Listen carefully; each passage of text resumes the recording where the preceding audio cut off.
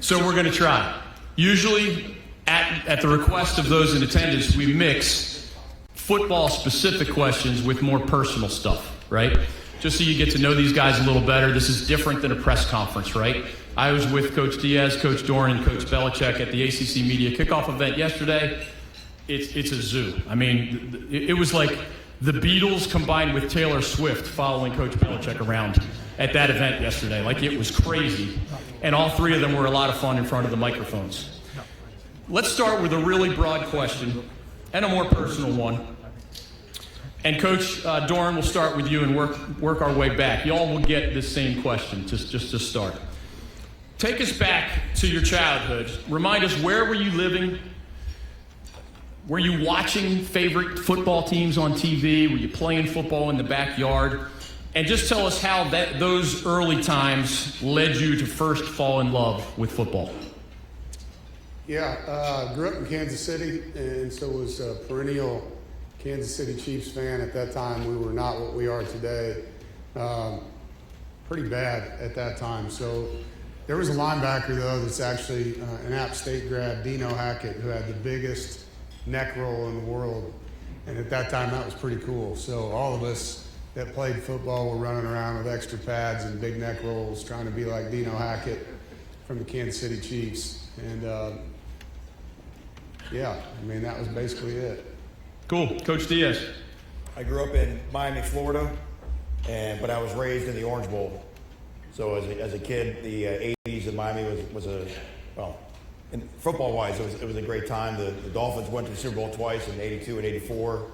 As an 11-year-old, I was watching the most watched Monday Night Football game in person when the undefeated Bears came down in the Orange Bowl and lost to Dan Marino and the Dolphins, and then the Miami Hurricanes won it in '83, '87, '89, and '91, which was the year I graduated high school. So it was a good time to be a kid growing up in Miami for football. Coach Belichick. Yeah, after 3 years in Chapel Hill, my dad went to the Naval Academy in Annapolis, Maryland. Followed my dad around with those teams, especially the Bellino, Staubach teams, and just was always hung around Navy football and not a good player, so I turned my attention to coaching. Coach Oliver, go ahead. Growing up, my father was a high school football coach, and I loved to be around, and I was a ball boy. So every time they kicked extra points, I had to go behind the stadium and shag the balls.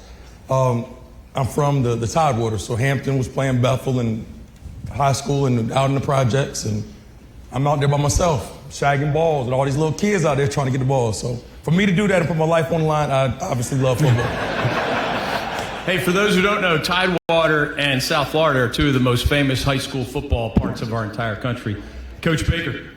Yeah, was born and raised in West Texas, and so being from Texas, football is a way of life down there, and it's true. So where I'm from, Friday Night Lights, that's real. And so for us growing up, wanting to play for your high school football team was like playing for the Dallas Cowboys. And then as a kid, for me, it's changed kind of opposite of Coach Doeren. When I was a kid, the Dallas Cowboys were winning Super Bowls, and we're a long way from that now. But that growing up in West Texas and watching Troy Aikman and Emmitt Smith and those guys growing up is how it started.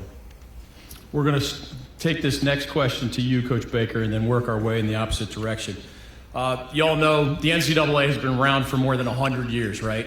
This month, July 2025, is the first time that we have something called revenue sharing.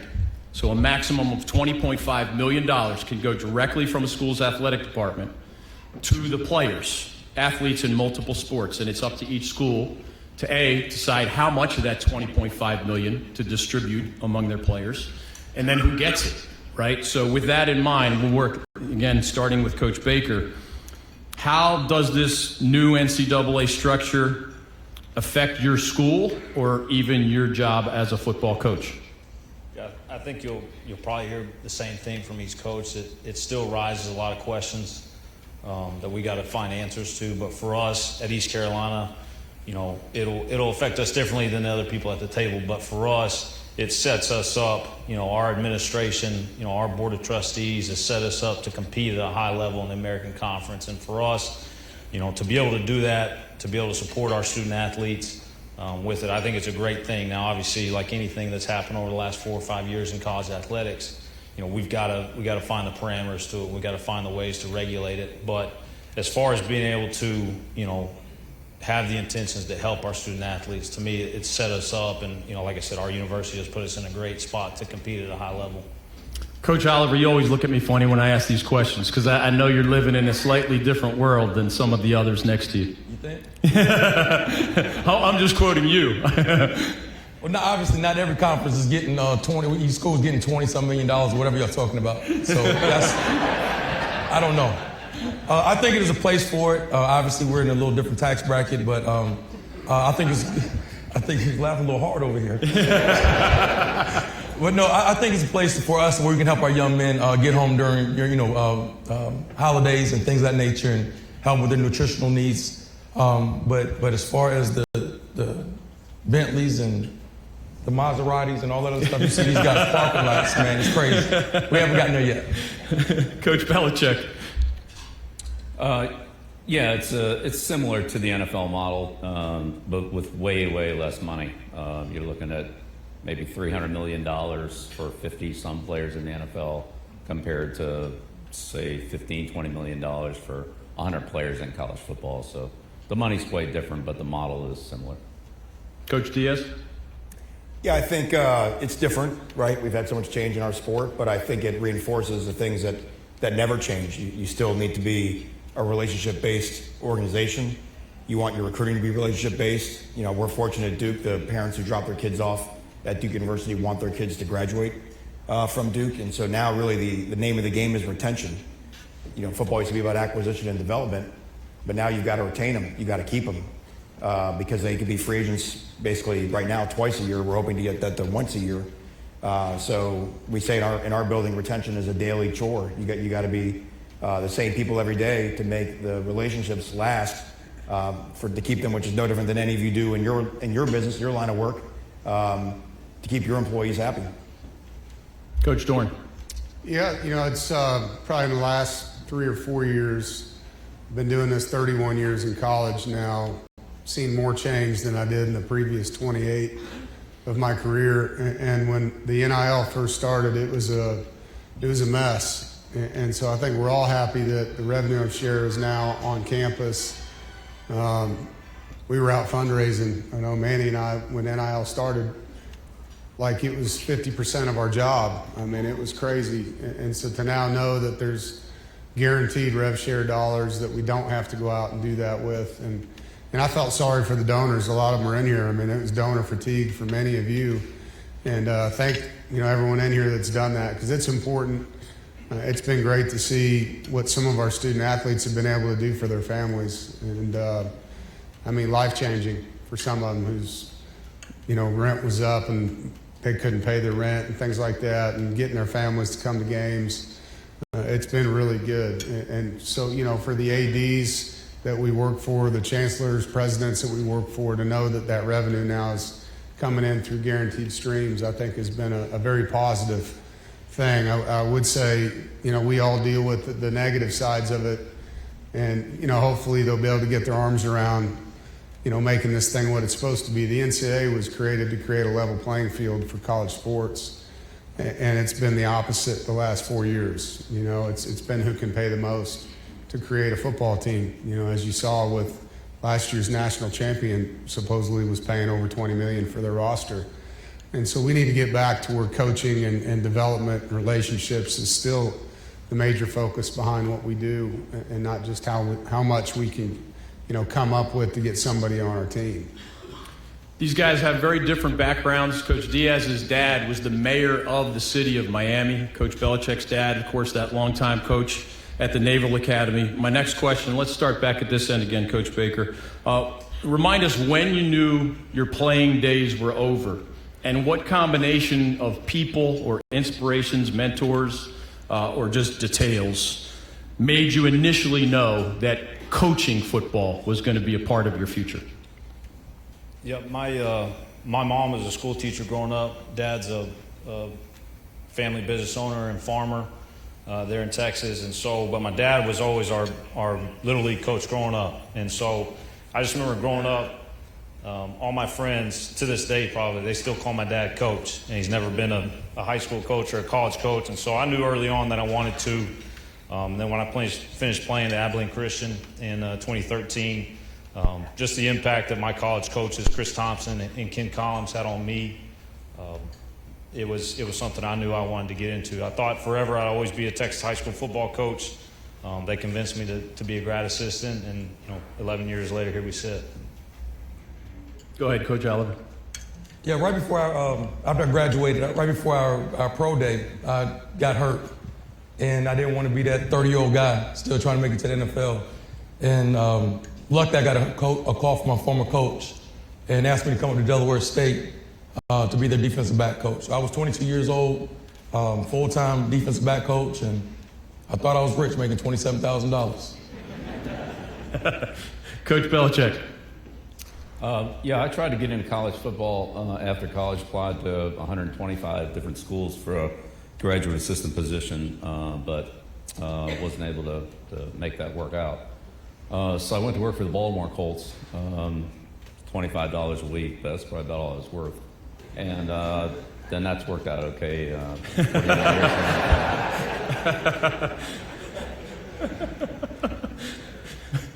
I don't want to cut you off, Coach. Coach Diaz, assuming Coach Belichick was done. I'm not sure. That's it. Yeah, I was pretty self-aware growing up. Even in high school while I was playing, I kind of knew that was going to come to an end. So I pivoted. I said, what's the next best thing to playing? I didn't even know how you became a coach, so I decided that media would be it. So went to college, sports editor of the paper, had a TV show, the whole deal. I go work at ESPN. That's what I'm going to do. I'm going to have your job, David. And you're good at it, too, I never told you this, but January of 97, we're in New Orleans, it's the Super Bowl. Brett Favre and the Green Bay Packers are playing the upstart New England Patriots coached by another Bill, Parcells.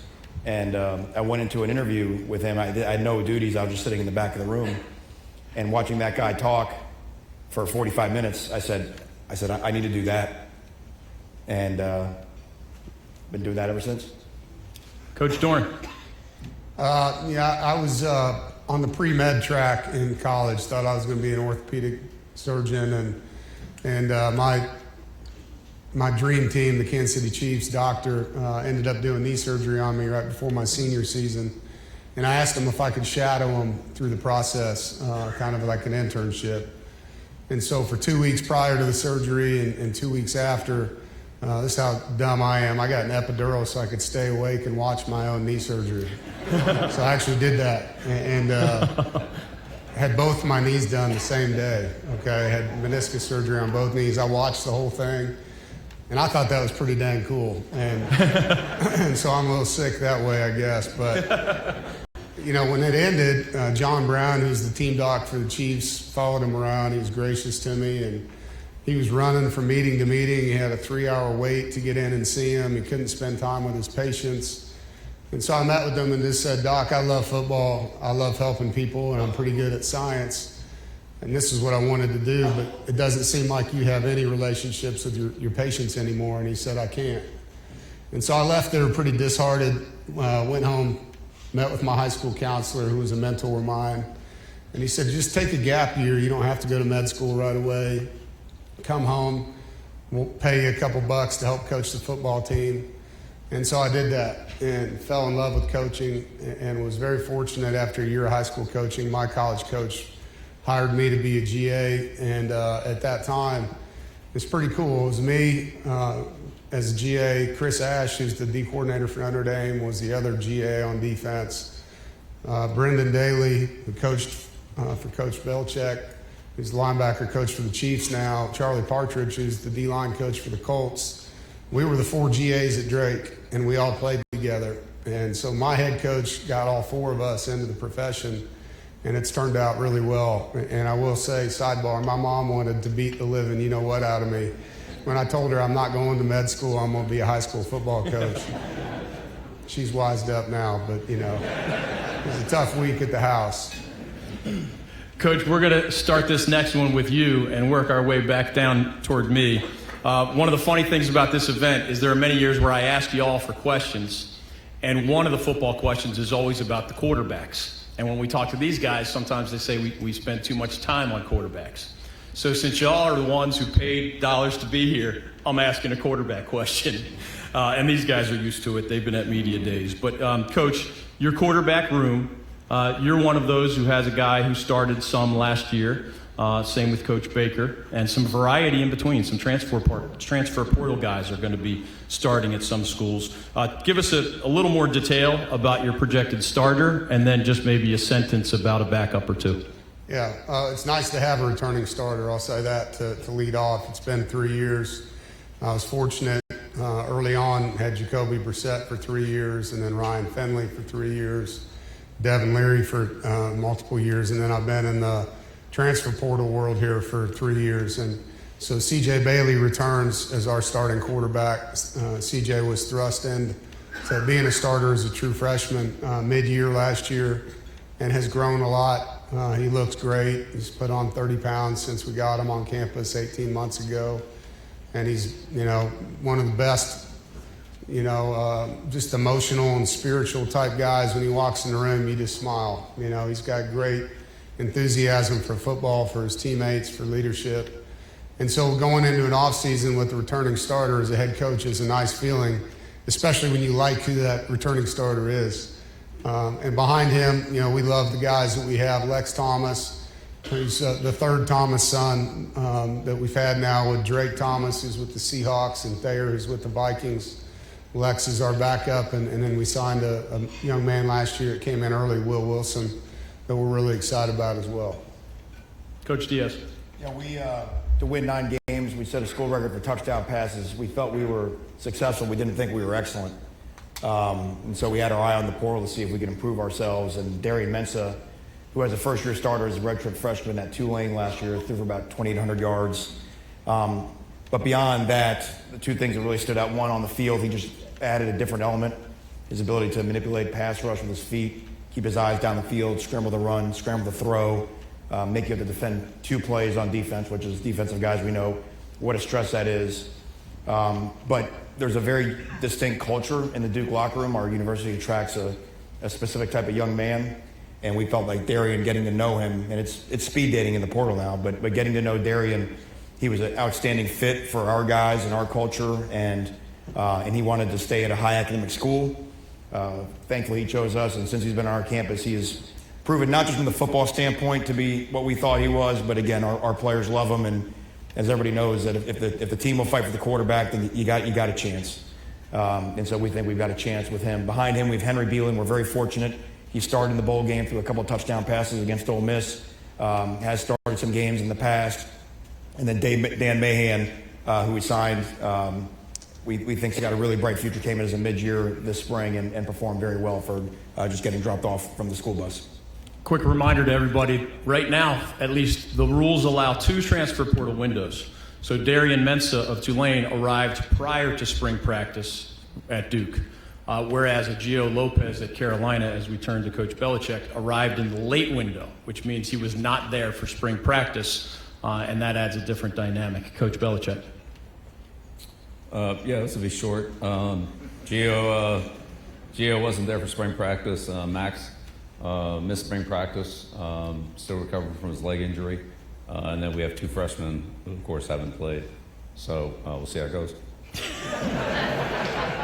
Coach, you brought Gio Lopez to media day yesterday. You can't give us a little more about him? Like, what attracted you to him? Come on, man. Yeah, no, he did it. Yeah, Gio, had a great year at USA, and obviously we're excited to have him. He just hasn't played for us. Coach Oliver. I started as Walker Harris right here, Heritage High School. Phenomenal young man. He sat behind our 2-time Player of the Year, Davius Richard. And nowadays, you don't very rarely see that. Guys being patient and wanting to grow and learn. So he's going to start again this year. And then behind him, we have Joshua Jones out of Westover High School in Fayetteville. And then Javion Martin out of Sumter, South Carolina.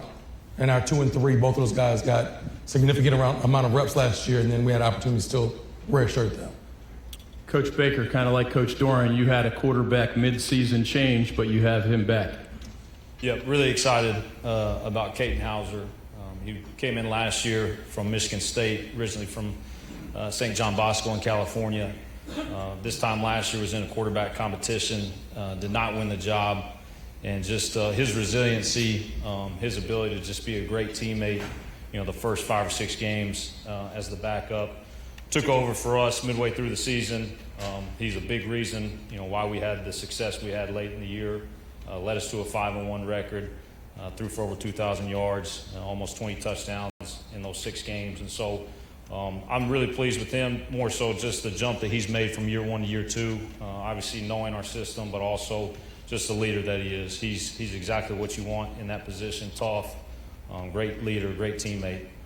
Behind him, we had 2 freshmen and a redshirt sophomore, Raheem Jeter from Spartanburg, South Carolina, that had a combined 3 college football snaps. And so after the spring window, went and found a guy that I feel like we're really, really fortunate to get in Mike Wright.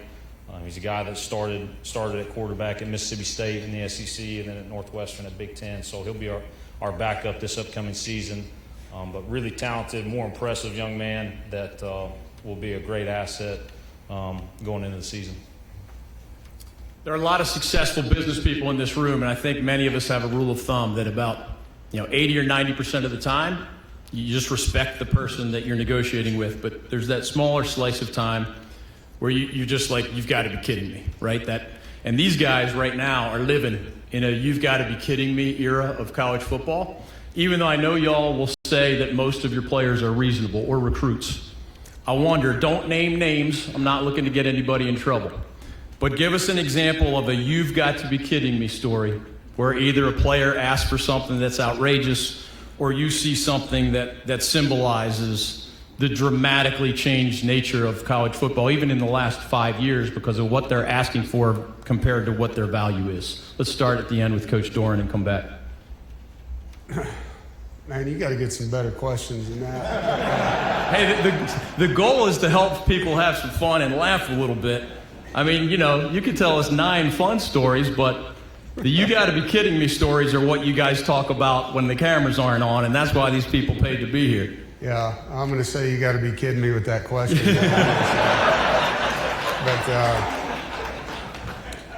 Yeah, I'll just give you an example. So this was last year. We had a young man, a good kid, and he was earning, some NIL money. And at the end of the year, the biggest problem we face is the agents. The agents call these young men and their families, and they promise them whatever amount of money to leave and go to another school.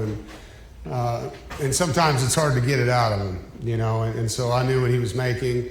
And I said, well, what are you talking about? And he's like, well, I got a school that's going to pay me 3 times that.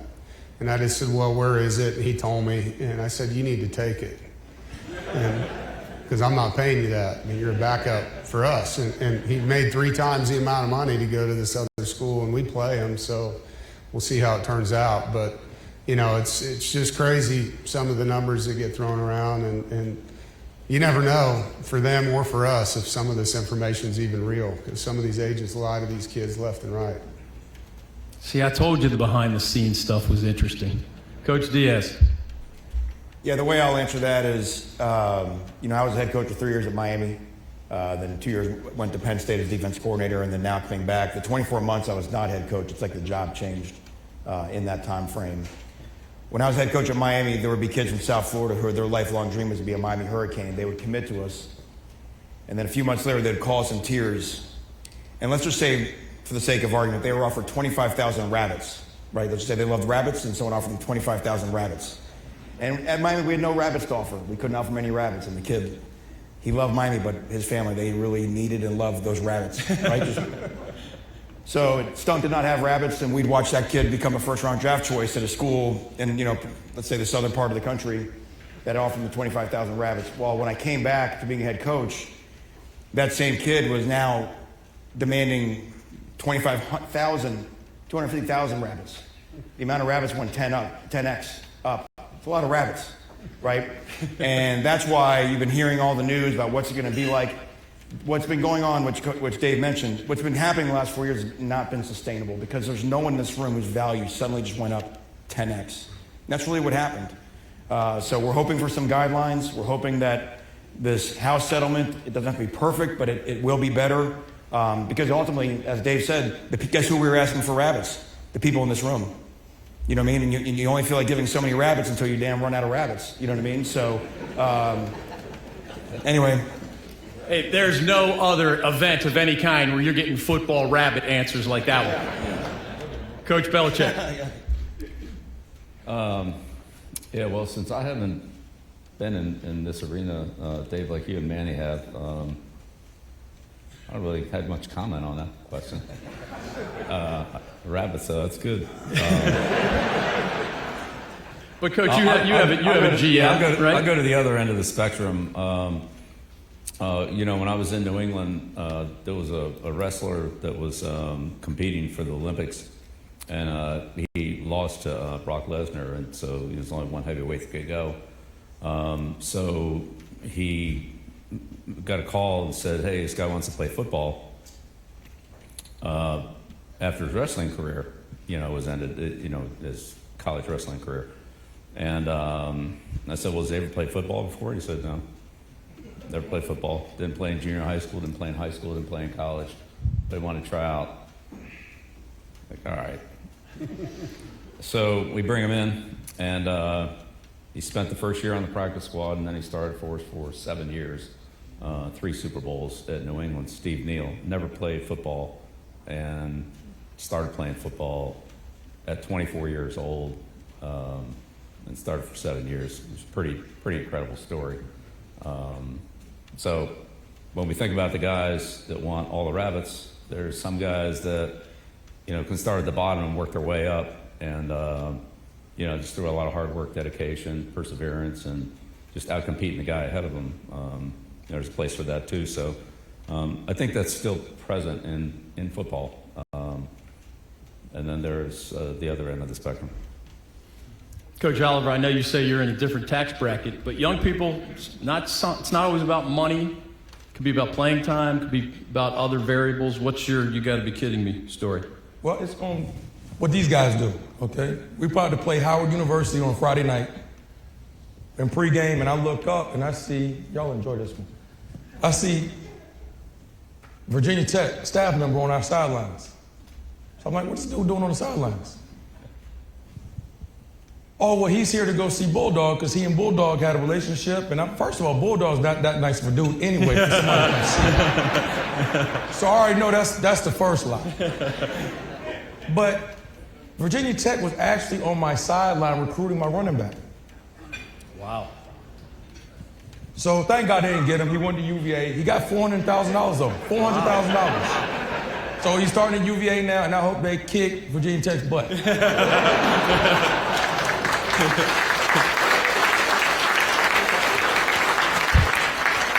See, I told you you'd get good answers to this question. They might not all like it, but those are good stories. Go ahead, Coach Baker. Yeah, I think hopefully, like we've said, the House settlement brings some stability, logic, because that to me has been what's lacking the last 3 or 4 years. I'll use a story from previous university. You know, I was at Ole Miss for 3 years, and we had a player on our team, an offensive player, who's actually in my position room, in the tight end room, and the year before he finished with maybe 5 or 6 catches, maybe 80 yards, was a role guy. But he was a developmental guy I felt really good about. And so then the next spring had an unbelievable spring, you know, just really took a step forward. And then at the end of spring ball, you know, walked in, say, we'll stick with the rabbit analogy, say he's making 30,000 rabbits. Now he wants to make 250,000 rabbits. And so, you know, I just remember sitting in that room and Coach Kiffin, obviously having an NFL background, like looking at the kid, trying to get him to understand like what you're asking for. You haven't produced 1 second in a real actual football game, but yet you think, you know, practicing well earns you a new contract. And, you know, trying to explain to these guys, like, if you go into an NFL GM's office and ask for this, they'll laugh in your face. And so, like I said, you know, hopefully there's some logic and some stability that comes from it, but those are the conversations that, you know, everybody at this table has been having the last 3 or 4 years. We've got about one question left before those who bid on helmets successfully get your signed helmet and a quick photo with the coach. So maybe take a minute each to just give us an overview, since the games are not crazy far away. And we'll start at this end, Coach Baker.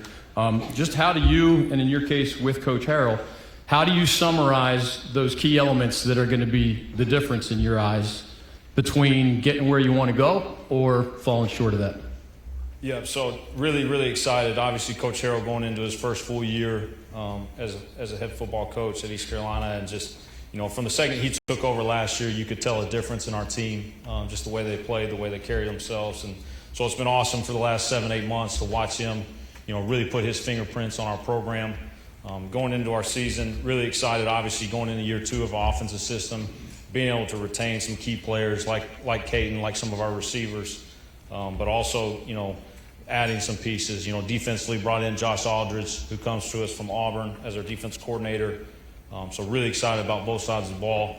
We got a challenging schedule. Obviously opening up here in Raleigh versus NC State, go on the road to Coastal Carolina, and then have BYU, who will probably be a top 10 team, coming to Dowdy-Ficklen Stadium in Greenville. And then opening conference play, really appreciate the American Conference. They give us BYU on a Saturday and then turn around and play Army, the defending conference champs, on a Thursday night. So that'll be awesome. Glad I'm not a defensive coach that week. And then turn around after a bye week and play Tulane. So you pair our non-conference schedule with with opening with the 2 teams that played in our conference championship a year ago. It presents a big task and a challenge for us, but we're excited. We got a young team, but a talented team, and it's just like anybody else in the country. How fast can you add your new guys to the mix? How fast can you gel that team and get going in the right direction? So it's a challenge, but we're excited for it. Coach Oliver. Can you please repeat the question? Yeah, how do you summarize just the key elements that you believe, looking at your team right now, will likely make the difference between getting where you want to go and falling short of that? Good question. Thank you. Our motto is culture over scheme. And it's about how you walk, how you talk, how you move, what type of teammate you are. That's more important than the scheme, whether we run inside zone, outside zone, throw 3-step, throw the ball downfield. So continuity is a big thing, is a huge thing. We've got to be able to play for 60 minutes. And we had a really good season last year, had one bad half, and it cost us the championship. Last year, great season, one bad quarter. So consistency, and it's all about the culture. Coach Belichick. Well, we have 70 new players on our team from last year's team, so a lot of new faces. We'll see how it all comes together. Excited to start the year against TCU on Labor Day. But we've got a lot of work to do between now and then, and we'll just have to see how it all comes together. But just one day at a time, and just try to be better tomorrow than we were yesterday, and just grind it out and see where we're at. Quick reminder, the new rules allow for 105 players on a football roster. That's brand new this year. So if you have 70 new players, as Coach Belichick just said, that's literally 2/3 of your roster, which is pretty high percentage historically. Coach Diaz. I was told there'd be no math here today. I did it for you. I've coached in the Big Ten and the SEC, and to me, what separates the SEC from those leagues are, when I was at Penn State, there were 3 teams that were just miles better than everybody else we played against. Same thing, SEC, there's a sort of a group at the top that sort of dominate our league. The disparity in talent is so much less. Everybody's pretty much playing with a very similar roster. All that to say, it comes down to close games. I think over half of our games last year were decided by a touchdown or less. So whether you end up at the top of the pack or the bottom of the pack, probably is going to come down to a drive, a couple drives during the course of a game. If you play 32 quarters in 8 games, 2 or 3 bad quarters might be the difference between whether you're playing in Charlotte at the end of the year or going to Shreveport for a bowl game or not going to a bowl game at all. So you have to win the fine margins. You have to stay healthy. You have to protect the ball, the things that obviously everybody in here knows. But it's going to come down to a kick, a 4th down stop, a red zone score. That's just how this league has won and lost every year. As we give Coach Doeren the last word, so to speak, a quick reminder, a couple of these guys have really hard 1 p.m. commitments. So when we wrap up, whoever got those winning helmets, come on up. Let's keep these guys' day rolling because we want you to get that signed helmet and, of course, the quick photo. Coach Doeren, same question to you as you get the last word. Yeah, excited to get back on the grass with our players. Definitely a team and a staff that has a lot to prove. You know, we look forward to competing with all the teams that we play and have a great schedule. You know, have some midweek games, which is always unique for the players. But, you know, we get to play the usuals in the state, but then get to go to Notre Dame, go to Miami, have Florida State at home. So, you know, it's a great schedule. I'm looking forward to it. I think, you know, we returned some guys from last year's team. We felt like we left a lot of meat on the bone. I think Manny's right on. You know, we played in 9 one-possession games a year ago, and we lost 5 in the last 60 seconds. So it was a team that, you know, was on the verge of something great, ended up with something average. And so, you know, to take the next step, we got to be better finishers. I mean, that's really what it comes down to. And we put ourselves in position to win a lot of football games and didn't get it done. And ultimately, you know, that's getting these kids to believe they can. And football is a huge confidence game. You know, it's a big, big thing for them. And so look forward to kicking it off on Thursday night in Raleigh with a really good ECU football team. I know that'll be a festive atmosphere. Thanks, Coach. Last piece of business here. Number one, collectively, we all thank you guys for taking a big chunk out of your schedule.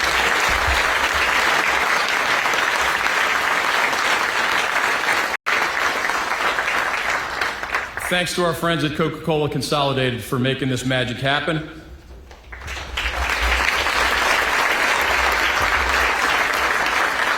Reminder to get up here quickly as soon as I give you next year's event date for those photos. The winner of the autographed football to my right is Riley Check.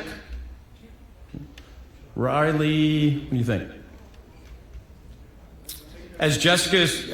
Say it again. Creech?